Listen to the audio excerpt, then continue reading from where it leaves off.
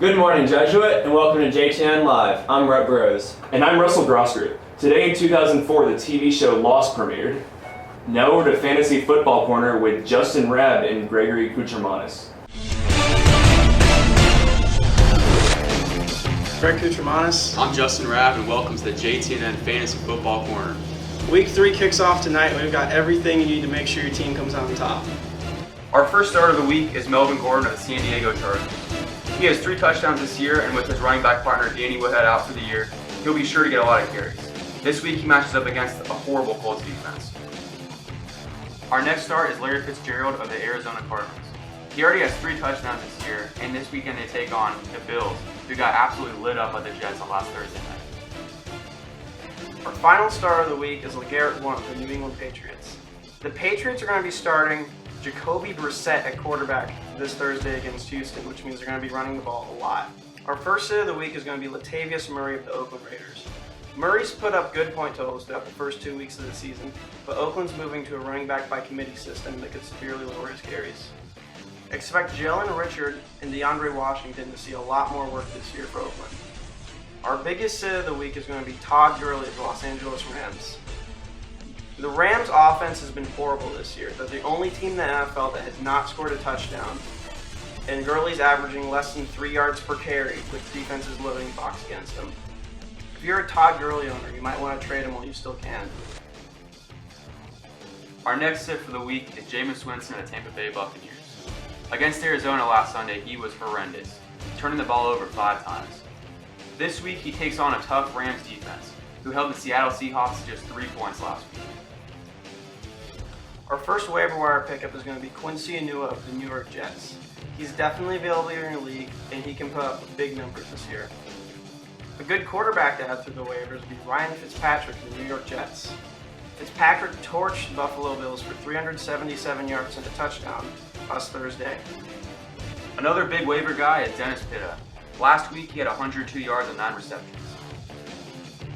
In a very weak market for tight ends, this could be a massive pickup. Our next big pickup is Jerick McKinnon, running back for the Minnesota Vikings. With Adrian Peterson out for the foreseeable future, McKinnon is sure to get tons of carries for this very run-heavy offense. Well, that's all for this week. I'm Justin Rabb. And I'm Greg Kuchermanis, and we'll see you next week on the JTNN Fantasy Football Corner.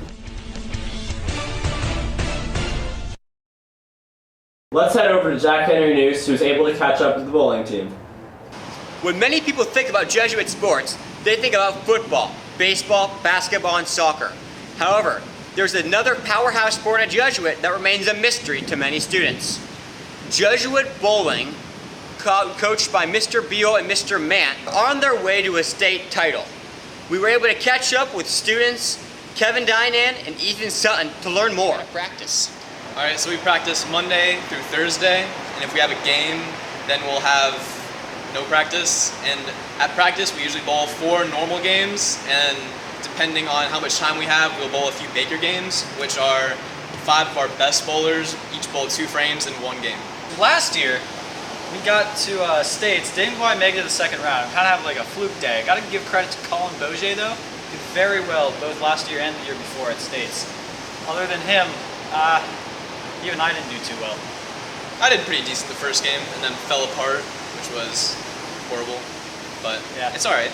All right, so in a normal game, team versus team, let's say it's us versus Cambridge. You all should know that school.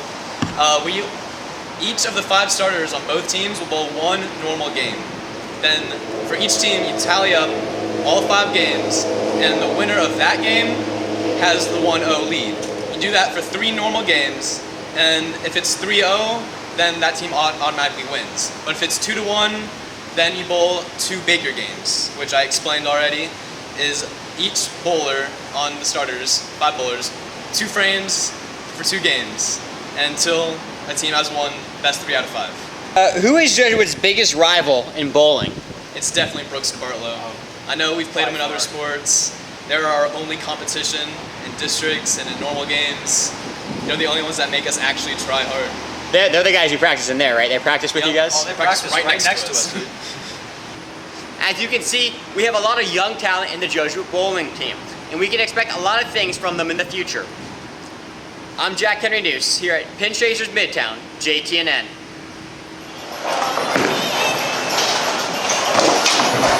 Tomorrow, Jesuit football is on the road to play Pasco High School.